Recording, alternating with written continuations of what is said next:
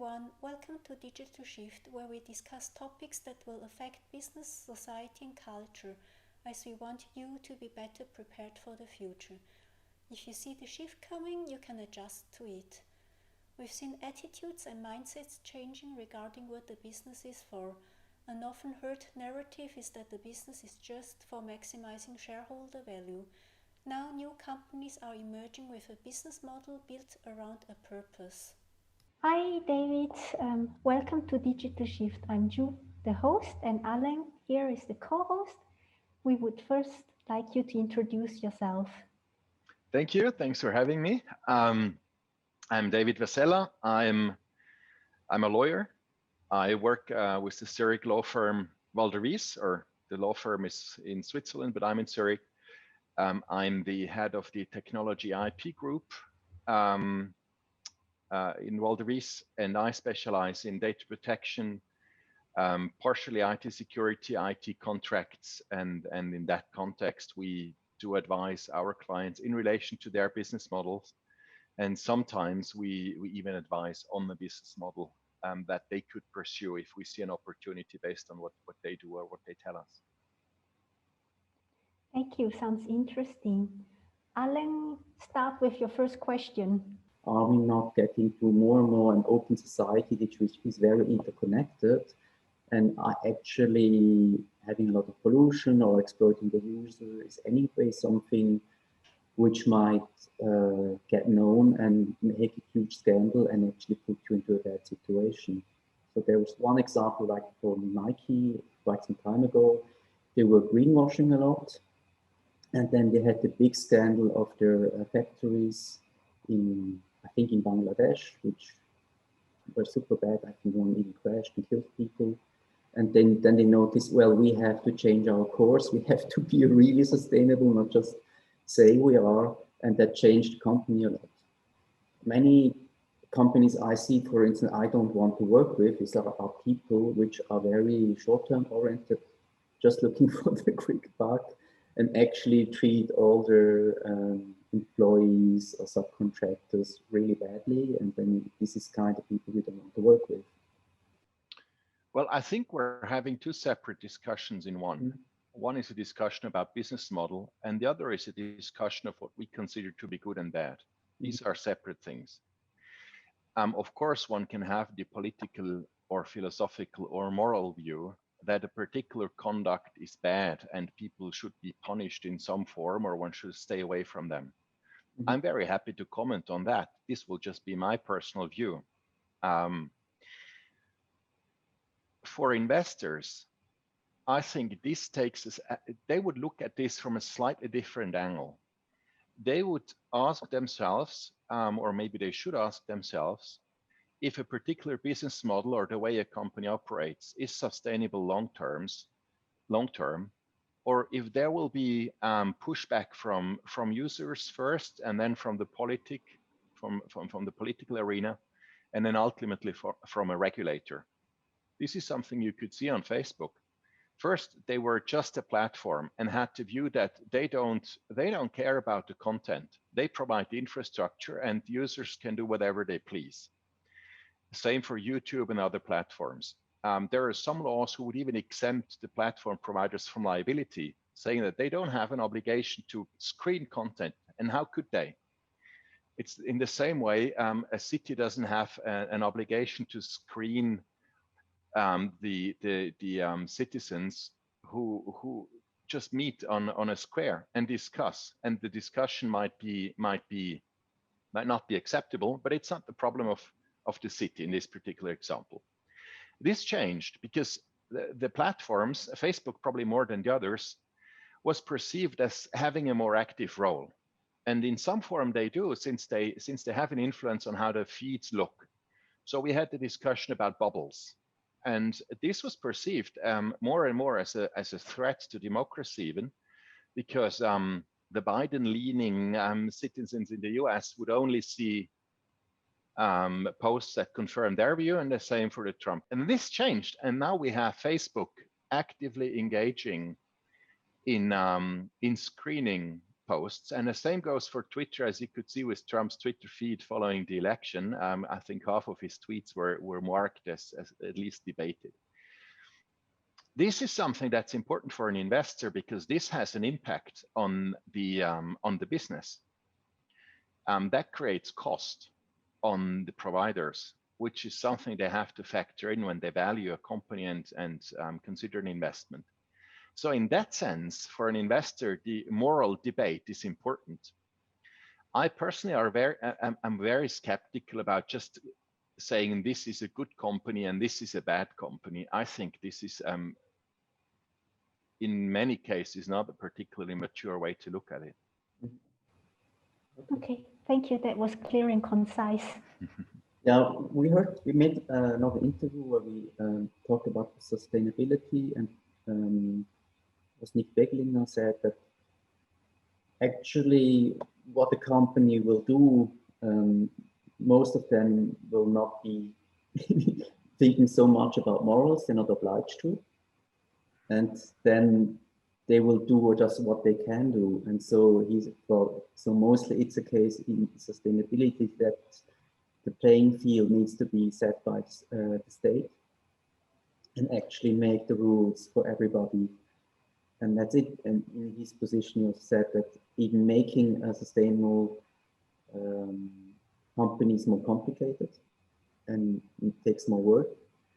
But he thinks then, okay, if you the people who manage to make a really sustainable company, actually, it's not so bad for business. First of all, yes, I think companies are not immoral. They're not immoral as well, they're amoral. It's not part of their DNA to care about morality. Companies are not people, right? I mean, a person can have high moral standards or no moral standards. Companies are an aggregate of decisions. That's what guides their action. They have different functions and roles, all with their own agenda and their own tasks, and that forms the company behavior. And one person within the company will hopefully have a moral compass, but they're restricted. In the end, a company on a systemic level has the obligation, I think, to maximize profits, secure employment. That's part of maximizing profits as well.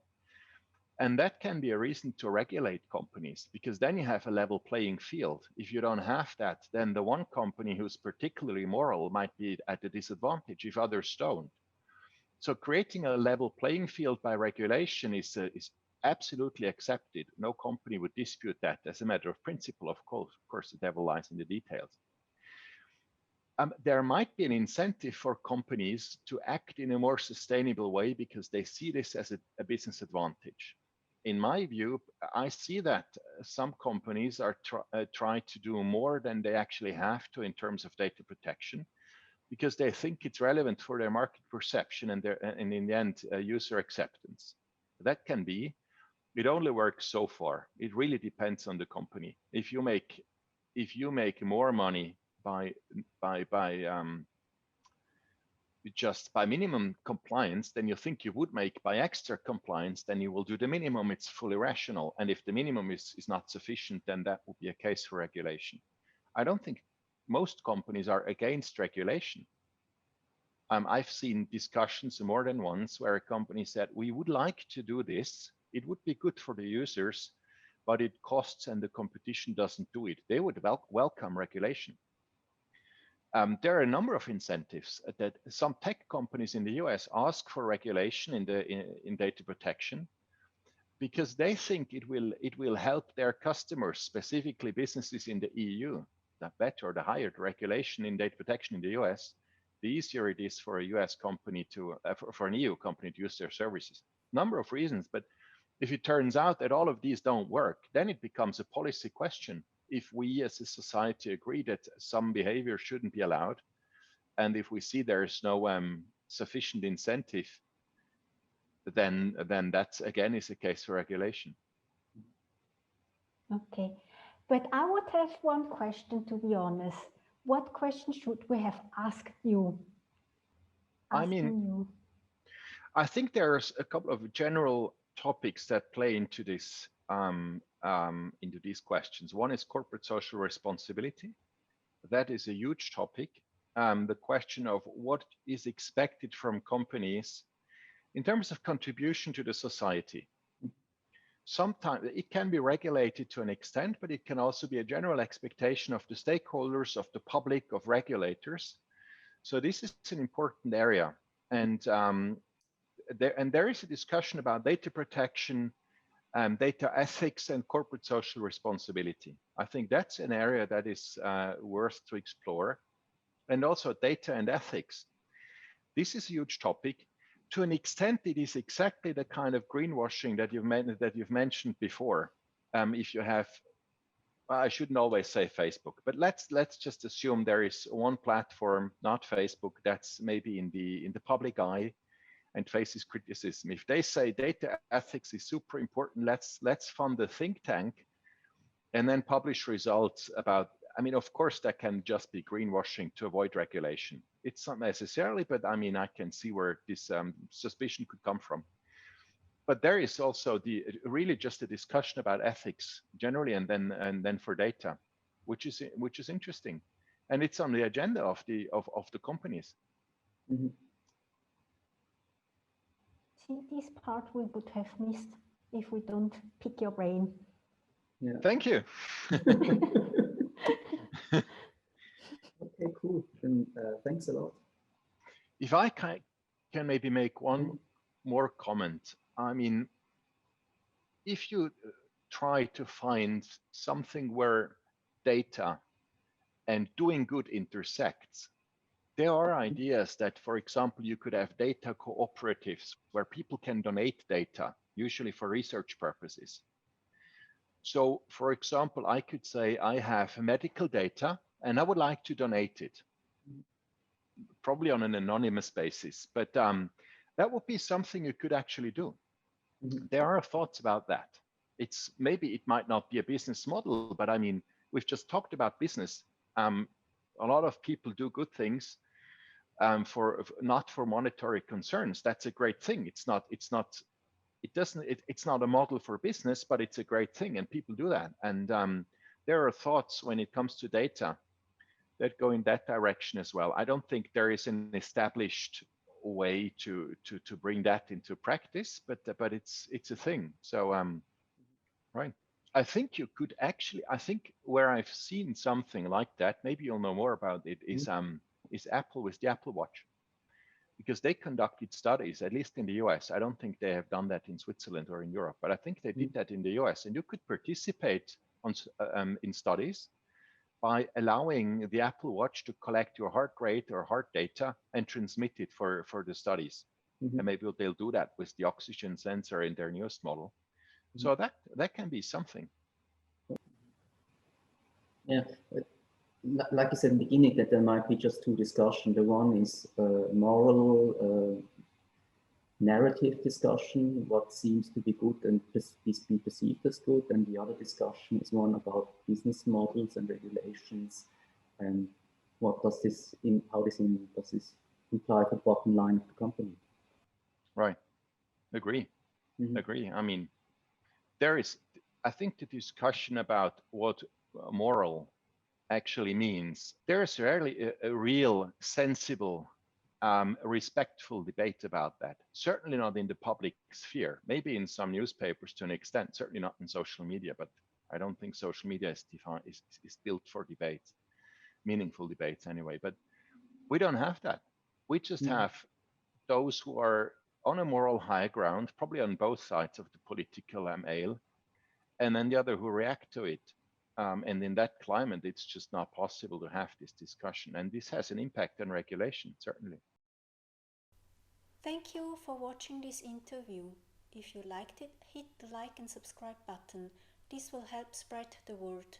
You can find more interviews and events on our website. If you're looking for experts in product development, design, digital marketing, or programming, let us know so we can connect you to our community. You can find more info on our website.